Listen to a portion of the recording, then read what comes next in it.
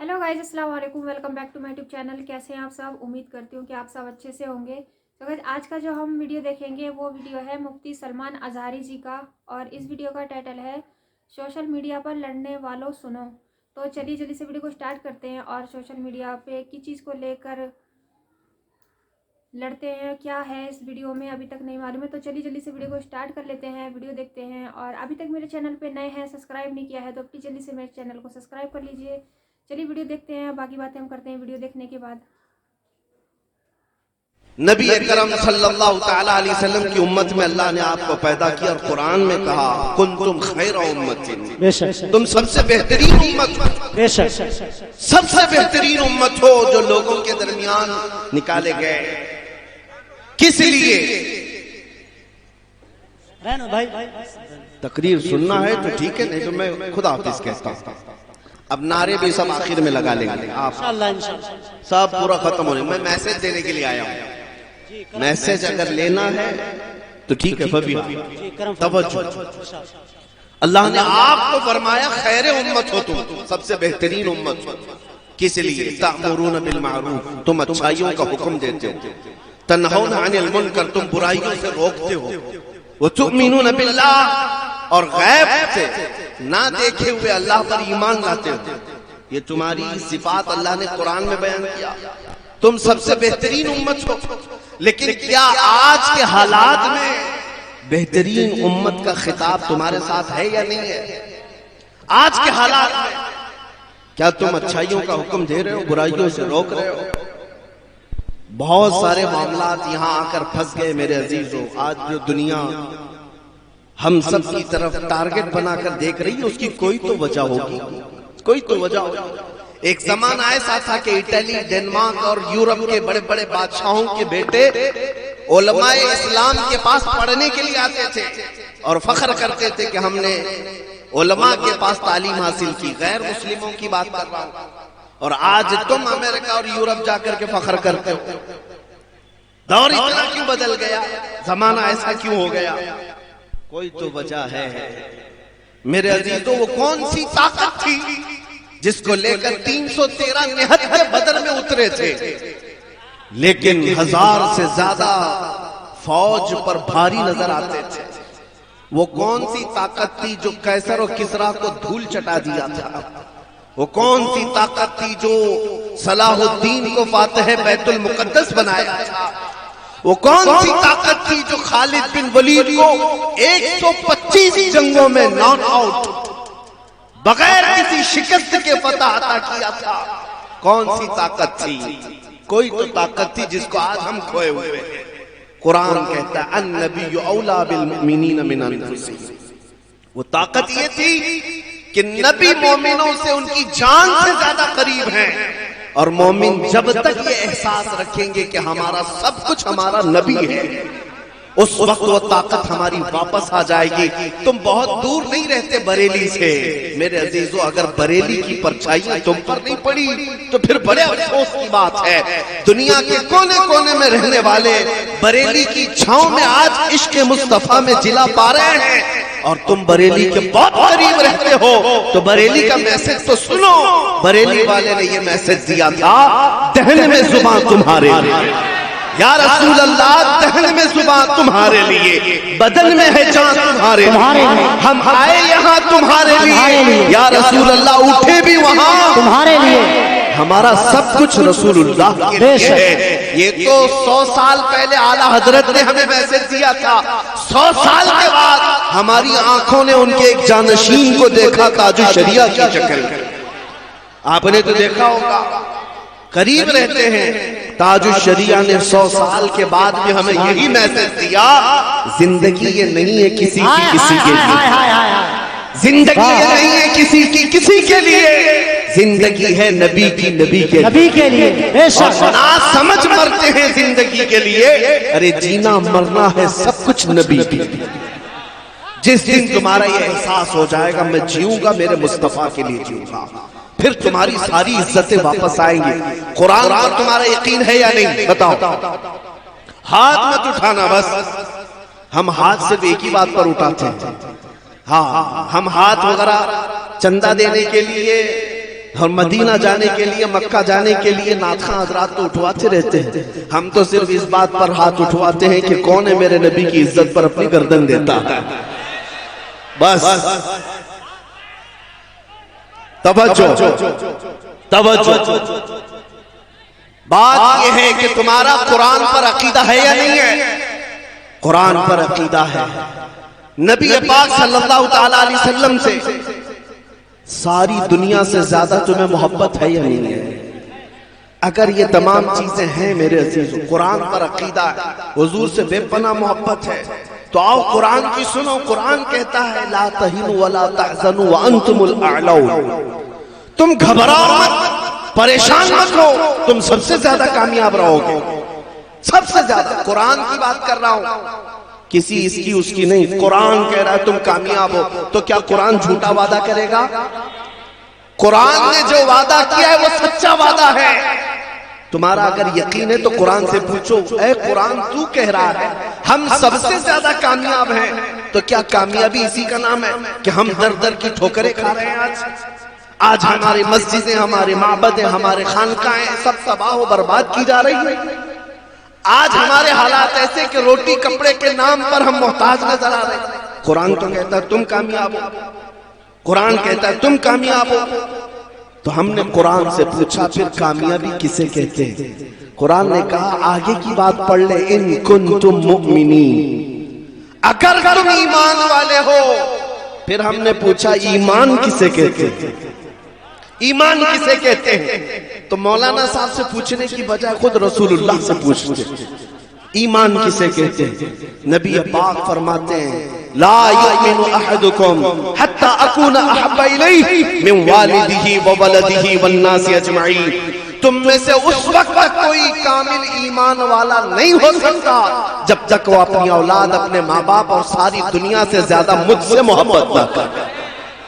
یہ ہے ایمان. جب تمہارے اندر یہ بات آ جائے گی کہ کثرت سے میرے آقا سے محبت کرتے ہو، تو پھر قرآن کا جو وعدہ ہے تم سب سے زیادہ کامیاب رہو، سب سے زیادہ کامیاب رہو. ڈرو مت، گھبراؤ مت. تمہارے پاس بہت بڑی دولت ہے میرے مصطفیٰ کی محبت کی دولت.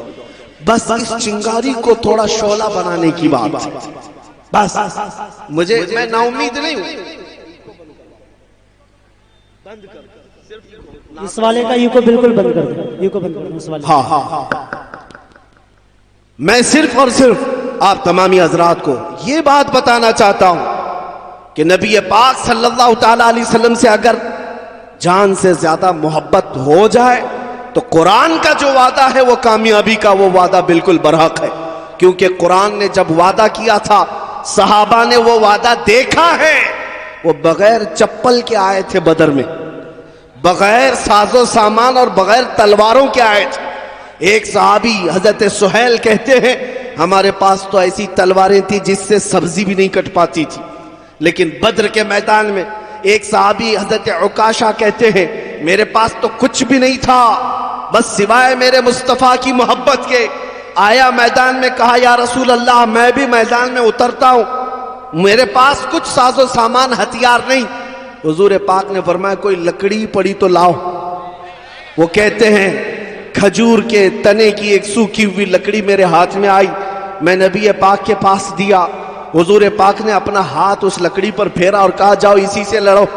حضرت عکاشہ کہتے ہیں وہ سوکھی لکڑی لے کر میں میدان میں اترا، اسی سے کئی کافروں کو مارا تھا. وہ تلوار سے زیادہ اثر کرتی تھی. میرے عزیزو یہ مدد جو صحابہ کو آئی تھی وہ عشق مصطفیٰ کی بدولت. ان کا یقین تھا رسول اللہ کی ذات پر کہ ہم نبی کے پیچھے ہیں، اترنا ہمارا کام ہے، فتح دینا مولا کی شان ہے، رب تعالیٰ کی شان ہے. اسی لیے آپ کو پتا ہے جب عراق فتح ہوا 300 صحابہ تھے سعد ابن ابی وقاص کے ساتھ. یہ صحابی کا عقیدہ تو دیکھو، صحابی رسول ہیں.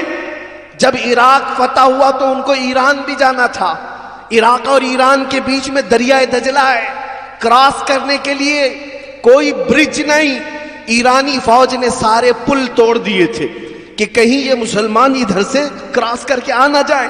سارے پل توڑ دیے. سعد ابن ابی وقاص کا حوصلہ نہ توڑ سکے، اپنے ساتھیوں سے کہا کہ چلنا ہے सबों ने कहा चलना तो है लेकिन दरिया है, दरिया है, कोई पुल नहीं, कोई ब्रिज नहीं। दरिया दजला कोई तालाब का नाम नहीं है, दुनिया की एक बहुत बड़ी नदी का नाम है। गहराई भी ज्यादा है, चौड़ाई भी ज्यादा है। साद इब्न अबी वक्कास का हौसला फिर भी पस्त नहीं। तारीख तबरी में ये रिवायत मौजूद है। उनके साथियों ने पूछा साद इब्न अबी वक्कास से कि जाएं उस तरफ तो कैसे जाएं? साद इब्न अबी वक्कास ने कहा किसी पुल किसी ब्रिज की जरूरत नहीं, अपने अपने घोड़े लो और पानी में डाल दो, पार कराना मौला की तरफ से है। दरियाए दजला के ऊपर 300 सहाबा ने घोड़े डाल दिए और घोड़े ऐसे चलते हुए गए यहां तक कि दरिया पार कर लिया, किसी घोड़े के टाप में तक पानी नहीं आया। वो चल पड़े, सहाबा की सवारियां पानी पर चलती रही, दरिया उबूर करके आ गए।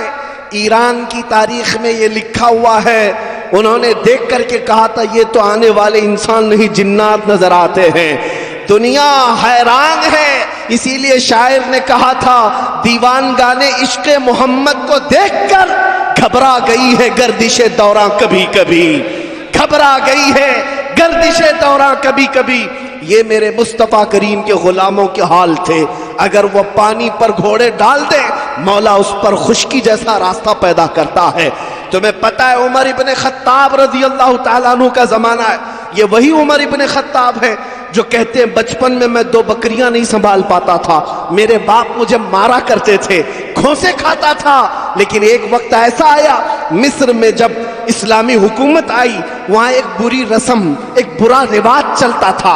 अम्र बिन आस जो गवर्नर थे मिस्र के, उन्होंने देखा दरियाए नील जो मिस्र में बहता है साल में एक मर्तबा सूख जाता था, तो मिस्र के लोग एक 16-17 साल की हसीन लड़की को सजा करके संवार करके उस दरिया के भेंट चढ़ा देते थे, बलि चढ़ाते थे। उसका खून जब दरिया में डालते तो फिर दरियाए नील लबालब भर जाता था। यह उनकी बुरी रस्म, उनका बुरा रिवाज हर साल चलता था।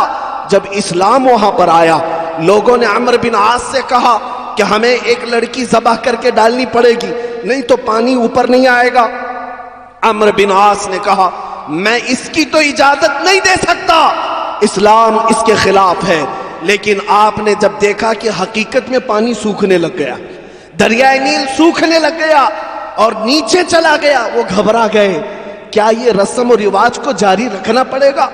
क्या ये दरिया को बहाने के लिए, पानी को उछाल लाने के लिए ये बुरी रस्म को जिंदा रखना पड़ेगा?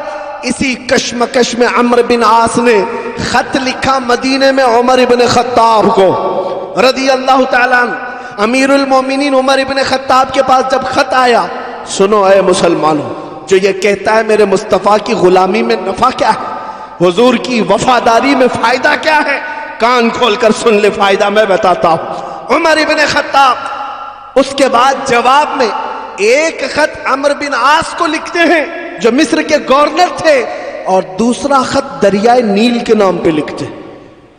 आज तक सुना है कभी किसी ने दरिया को भी खत लिख के कहा हो, पानी को खत लिखा हो किसी ने? ये सिर्फ मोहम्मद अरबी के गुलामों का राज है, राज है। खत अम्र बिन आस को लिखा, कहा तुमने जो किया बिल्कुल सही किया, तुम अपनी उस बात पर कायम रहो, और एक खत मैं तुम्हें भेज रहा हूं, ये दरियाए नील में दे देना। दरियाए नील को क्या खत लिखा था? खत लिखा बिस्मिल्लाहिर्रहमानिर्रहीम, ऐ दरियाए नील, अगर तू अल्लाह के हुक्म से चलता है तो उमर इब्ने खत्ताब अल्लाह का बंदा हुक्म देता है कि जारी हो जा, और अगर अल्लाह के हुक्म से नहीं चलता तो हमें तेरे पानी की कोई जरूरत नहीं। ये खत लिखा और भेजा। हजरत अम्र बिन आस के पास जब उमर इब्ने खत्ताब का खत आया, जब दोनों खत आए, अपना खत रख लिया, दरियाए नील का खत ले जाकर दरियाए नील में डाला। तारीख में मौजूद है, अचानक जोश आया पानी में और 16 गज ऊपर दरियाए नील का पानी बहने लगा। और उतना ही नहीं, 1400 साल गुजर गए, आज भी दरियाए नील लबालब भरा नजर आता है। ये कहना ये चाहता हूं, तुम पूछते हो मोहम्मद अरबी के गुलामी में मिलता क्या है? ایک بار حضور کی وفاداری کر کے تو دیکھ لو. دنیا تو دنیا ہے, پانی پر بھی مولا تمہارا راج قائم فرمائے. بے شک سبحان اللہ. نعرہ تکبیر, نعرہ رسالت, عصمت رسول اکرم, وقار رسول اکرم. سبحان اللہ. جب تک بکے نہ تھے تو کوئی پوچھتا نہ تھا, جب تک بکے نہ تھے تو کوئی پوچھتا نہ تھا. یا رسول اللہ تم نے خرید کر ہمیں انمول, بک کر کے تو دیکھو اے جوان, بہت اچھے مفتی بک کر کے تو دیکھو.